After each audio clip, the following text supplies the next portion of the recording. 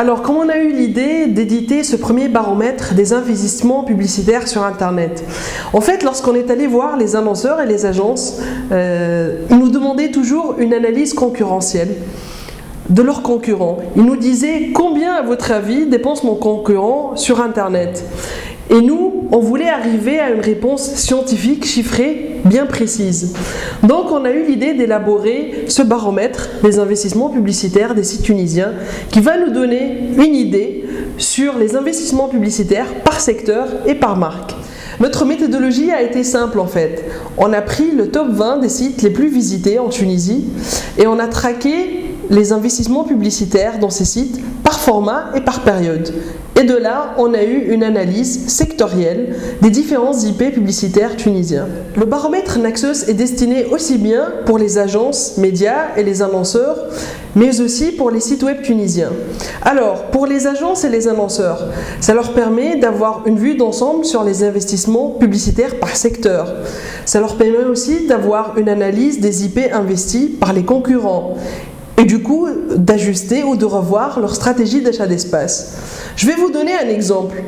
Vous êtes une banque et vous remarquez que vous dépensez 3 fois plus que vos concurrents ou la moyenne du secteur. Et là, vous vous posez des questions. Vous êtes un annonceur dans la grande distribution et vous remarquez que votre concurrent fait un investissement régulier sur tous les mois. Il prend la parole régulièrement durant tout le trimestre, alors que vous avez choisi de faire des campagnes en one-shot. Alors là, vous vous posez des questions. Suis-je dans la bonne stratégie ou bien je dois changer les donnes? Le baromètre Naxos va vous permettre de répondre à ces questions. Le baromètre Naxos est une grande utilité aussi pour les médias tunisiens. Pourquoi? Parce qu'il leur permet de revoir leur stratégie commerciale et adapter leur offre commerciale. Par exemple, vous êtes un site web généraliste et vous remarquez que vous n'avez pas assez d'investissement dans le secteur banque et finance et grande distribution. Alors que ces secteurs-là, ce sont les secteurs qui investissent plus sur le web tunisien. Là, il y a une adéquation et un ajustement à faire de point de vue stratégie commerciale. Pour le mois de mars, les IP théoriques ont dépassé les 500 000 dinars.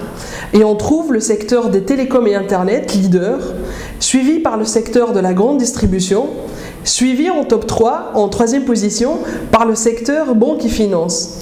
Côté annonceur, on trouve que Tunisie Télécom a été le premier annonceur en termes d'IP, suivi de Ooredoo en 2e position. Et en 3e position, on ne trouve pas malheureusement Orange Tunisie qui a choisi d'investir ailleurs.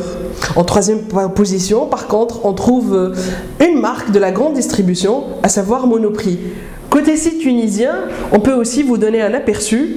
Pour le mois de mars, c'est Mosaic FM qui est en première position en termes d'IP théorique, suivi dans la 2e position par Business News. Le baromètre nous a aussi permis de déterminer la durée moyenne des campagnes durant le mois de mars. Les annonceurs ont choisi le format Top Banner et ont opté plutôt pour une durée de campagne de 4 semaines. Comme vous le voyez, le baromètre Naxos vient ajouter une nouvelle brique de data au paysage de la communication et des médias.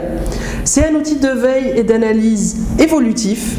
Il sera édité mensuellement et sera commercialisé sous forme d'abonnement mensuel ou annuel.